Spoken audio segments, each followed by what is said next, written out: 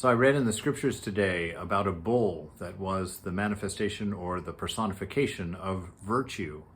Now we know that virtue is anything that leads us toward that oneness, that one without a second, that's where all of ethics comes from.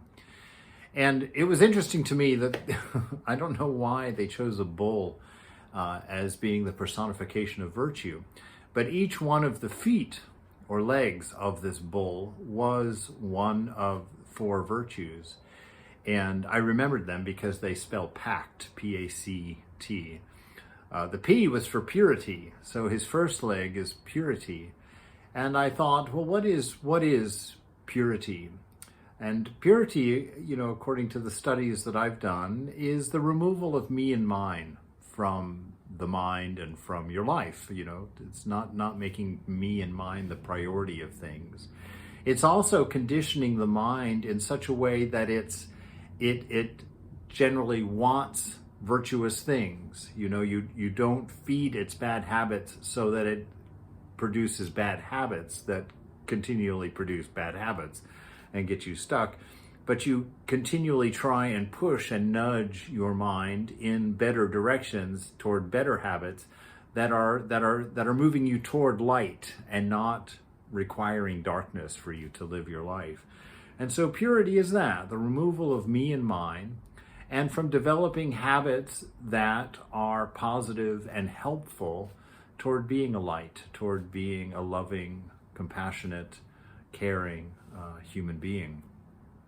The A is for austerity, and austerity generally is for 2 things, really. One, for breaking down the ego, for kind of putting aside that idea of you being separate and apart from the whole so that you have a defensiveness about your character or your nature. So austerities are things that help you remove that ego barrier. Austerity is also the exercise of willpower. Your willpower is like a muscle.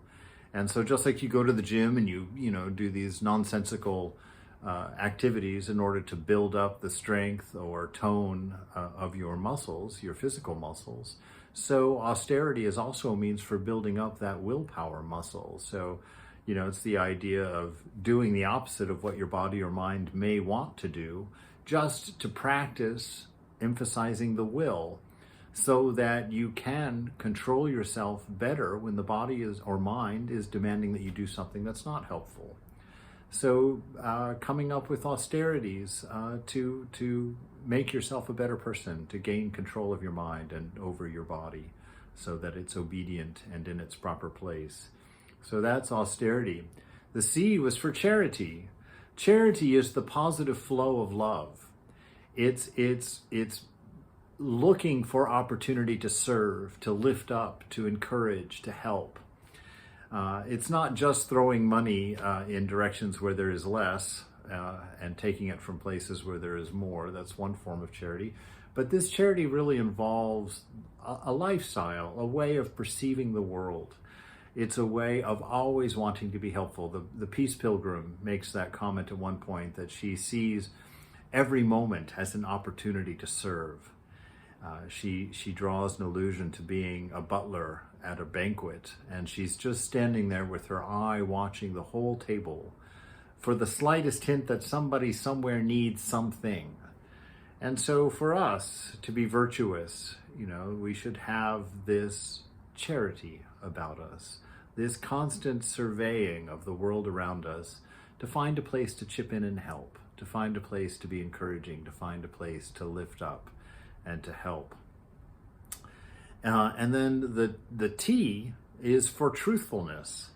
And of course, truthfulness, to me, and I talk about this a lot, is that inner alignment, that alignment of integrity between what you say, what you think, and what you do.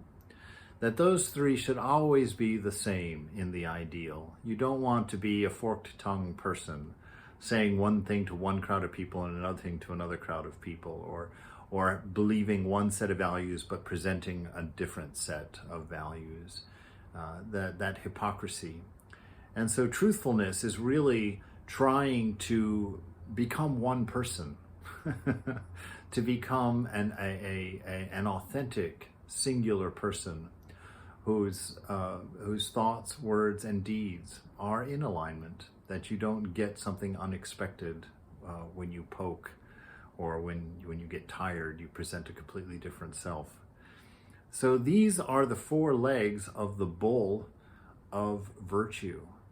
And these are the practices and the conditions that are helpful for you to recognize or realize the oneness of all things, to see that unity in everything, to identify Satchit Ananda, that love, intelligence, and existence absolute in everyone and everything around you.